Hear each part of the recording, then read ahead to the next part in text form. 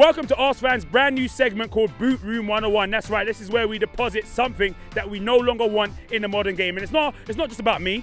We're going to be asking fans, we're going to be asking players, we're going to be asking ex-pros what their thoughts are on something that should be X'd out of the modern game.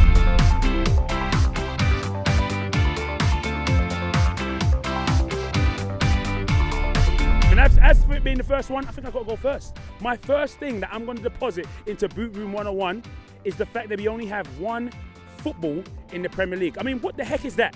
Why have we only got one game ball? If the ball goes off and gets kicked into the crowd and a little boy catches it, why can't the little boy take the ball home, huh? What? Won't someone think of the children, huh? Why can't we get another ball? I mean, the Premier League's got enough money to get more balls, you know what I'm saying? And you know how much time it takes, how much time it wastes? You got to chase the ball. All right, steward standing there. Can I get the ball back, please? And then they got to go to the steward, and from the steward, it's got to go to the player, and from the go to the player, then the game continues. All this debate about VAR, forget about VAR, mate. Get some more match balls. I tell you what I'm bringing to the table, VAR. Video assistant referees. We haven't even got started properly with them yet in England. We've just heard they're going to use them at the World Cup. And I'm thinking, FA, FIFA, UEFA, sack the whole thing off. VAR is going to ruin football. Seriously, it's going to ruin football. Let me tell you this, if you sat at home watching it, it might be fine for you. But think about the people that go to the games. Think about those moments when you're celebrating last-minute goals to be stopped by an idiot referee putting his finger to his ear and listening to a bloke sat near an airport. Why do you want to do that? Why do you want to do that? The great thing about football is those moments that make us angry, those moments that make us happy, those moments that make us cry.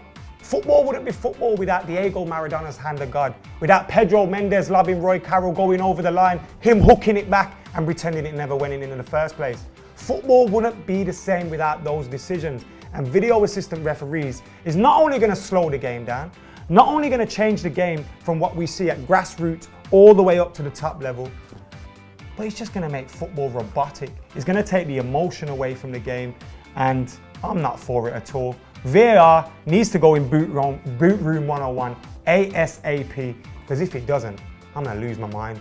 And probably my season ticket as well. So that's my suggestion for BootRoom 101. Video assistant referees, VAR, whatever you want to call it, stick it in BootRoom 101. Now I need your help.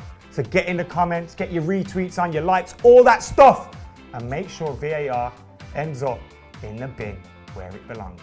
Guys, I've been Adam McKola. Make sure you subscribe, like, share. We're out of here. For me, I'm going to be putting in yellow cards for dissent into the boot room. My main reason for this is that I think it's extremely unfair that referees can make a decision and they can't be held accountable to it by the players, by the fans. I think that for players who are putting all of their effort into the game, trying to get a result, for a referee to make a decision, and as you know, emotions are going to be running high, for them to be booked simply for putting their opinion forward to the referee, I think is very unfair for them. I think it gives the referee the chance to just walk away from their actions, whether they've made it right or wrong. It doesn't give them the chance to rethink their decisions. And it also can allow referees who have a certain agenda to walk away free of it. You look at Mark Clattenburg in the 2-2 draw between Chelsea and Tottenham in 2016.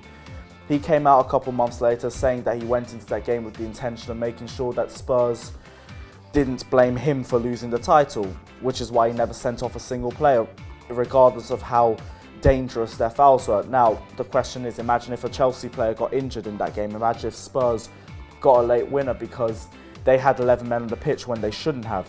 Then the question comes onto the referee, and then the referee can book them for dissent. That's where it doesn't become fair. Another example of this is Alvaro Morata against Norwich. He got taken down for a penalty. Was it a penalty? Yes, no, I'll be real with you, I'm not sure.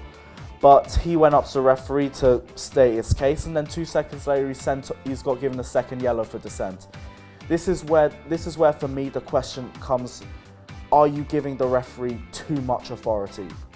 Me personally, I think the captain should be allowed to speak to the referee. I think the two players involved in the decision should be allowed to speak to the referee. And I think the referee should be held accountable for their decisions in some way. My main problem with football right now is I don't think referees are held accountable for their decisions. And I'm hoping VAR changes that. But it all depends on how it goes on in the coming months. Obviously now it's in its growing steps, but in the coming years I'm hoping it develops and I'm hoping it gets stronger and stronger and starts to improve.